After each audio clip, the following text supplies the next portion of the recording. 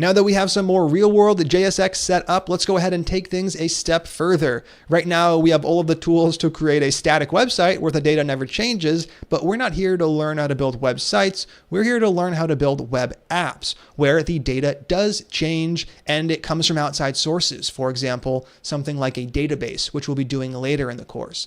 So what we want to do is pull out data like the name, the age, and the location. These should not be defined in our JSX. Instead, they should come from variables that we reference. That's going to allow us to reuse this, for example, across multiple users. And we're going to do the same thing up above. We're going to break out data like the title and the subtitle.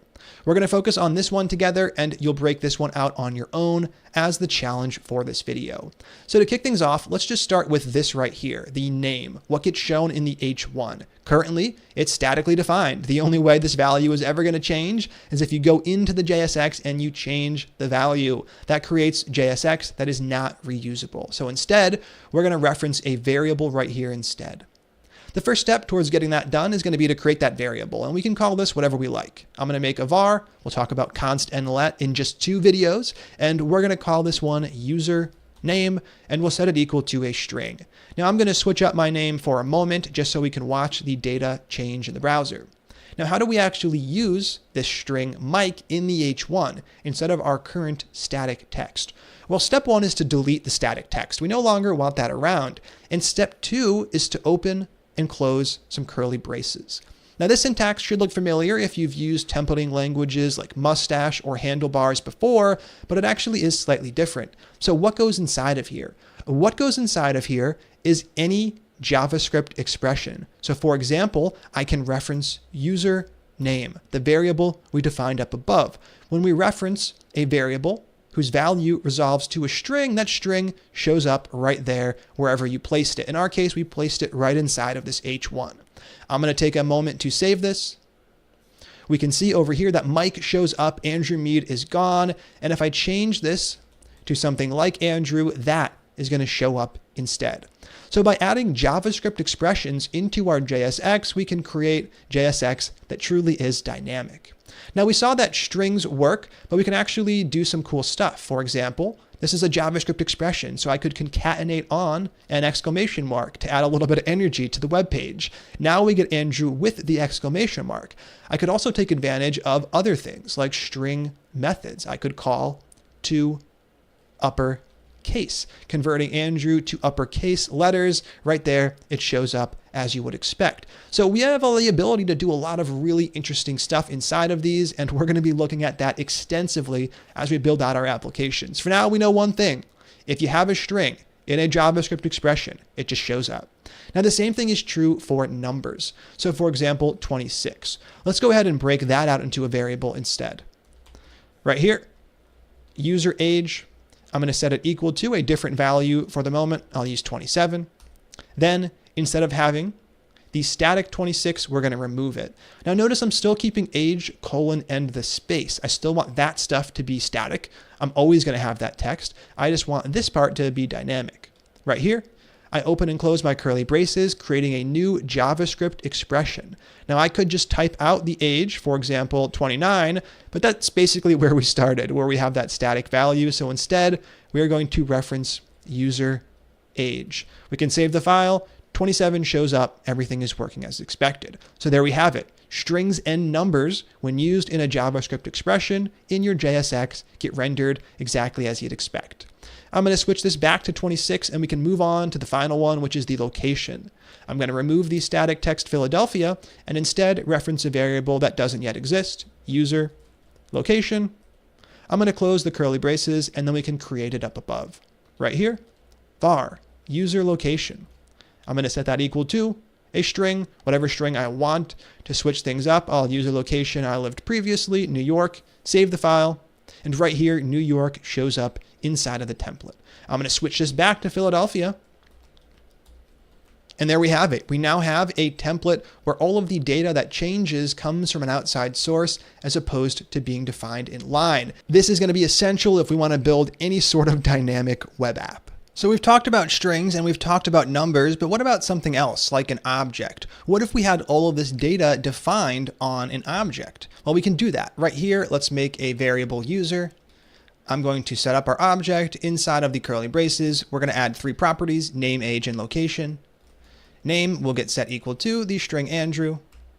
And we'll add a comma for that second property. Age, we'll set that equal to 26. And finally, location, I'll set that equal to Philadelphia. Now, if you reference an object inside of a JavaScript expression, things actually aren't going to work as expected. So let's take username and remove that and reference user instead. I'm going to go ahead and save things. And over here in the browser, we can see that it crashed. Currently, we have no rendered output. And if I go into the console, right here, we're getting an error. Objects are not valid as a React child. So what it's telling you is that you cannot just render an object because React has no idea what you want to do with that. Do you want to display all the property values, all of the properties with the values side by side? There is no behavior for rendering an object like there is for rendering a string and a number, but we can still use the object properties. So instead of user, I can just grab user name, user.name. Now we have completely valid JSX and we're grabbing the variable off of the user object instead of the one right here. And I can do the same thing for the other two, user.age and down below, user.location. Now we're referencing all of the data off of that object, which is pretty similar to what would happen if we fetched a user from a database. We can remove these 3 and there we have it. We have our second template getting the data dynamically injected inside, and all of that data is coming from this user object. So we've talked about strings, numbers, and objects. There are obviously a lot of other types to cover. We're going to cover those in subsequent videos. For now, it's time for a quick challenge. What you're going to do is follow similar steps from what we did down below, but you're going to do it up above for our very first template, the one that we're actually going to use as part of the indecision application. As always, I am going to outline what I'd like you to do. You're going to be creating an app object, create app object, and the app object is going to have 2 properties, title and subtitle, and both of those are going to be strings, and you can pick whatever value you like. We'll come up with good values later on. For now, any string value will work. Next up, you're going to use title and subtitle in the template.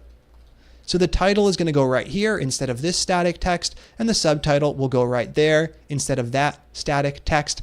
And the last step is to render template, because currently template 2 is being rendered to the screen. When you're done, test your work. Save your file, make sure the title is showing up in the H1 and the subtitle is showing up in the paragraph down below, and use different values than these ones so you can actually watch the data change. Take some time to knock this one out, give it an honest try, and when you're done, go ahead and click play. All right, how'd that one go? This is your second challenge of many challenges. Hopefully you're getting a little more comfortable with the actual flow. So to kick this one off, I am going to create that object var app, and I am going to set up the 2 properties on that object. We can set up title first, and we can pick whatever value we like. I'm just going to use some title for the moment. And after a comma, I am also going to set up a second property on this object. That's going to be subtitle. Once again, we can pick anything. This is my subtitle. Excellent. Now that we have the data defined, we have to actually use that. First up, the H1. Right now it renders the static text. We're going to be using a JavaScript expression instead. Now, where does our data come from? Well, it comes from the app object, but we can't actually render an object. We can render strings and numbers. So let's reference that string, app.title. Excellent. And we're going to do the same thing down below. Right here, for the subtitle, we're going to grab that inside of a JavaScript expression, app.subtitle. Perfect. Now we can go ahead and remove all of the comments, which you might not have. That's fine. And we can go ahead and save app.js to test our work. Right here, we missed the last step. I never rendered the template JSX to the screen. I'm going to go ahead and switch that up. Save the file once again. And this time around, we are getting the correct title and subtitle values. Everything is working correctly. If we switch up these values, it's going to switch up what gets shown to the screen. I'm going to switch this back to indecision app. And I'll switch this one to put your life in the hands of a computer. Perfect. Now we can go ahead and save app.js. And right here, we get our title and we get our subtitle and everything is showing up correctly. So that is it for this video. We now know how to use JavaScript expressions. We know that we can render strings and numbers. We know we can't render objects. That still leaves a lot of types. In the next video, we're going to continue exploring how we can use these JavaScript expressions to create truly dynamic and useful JSX. I'm real excited to get to it. I'll see you next time.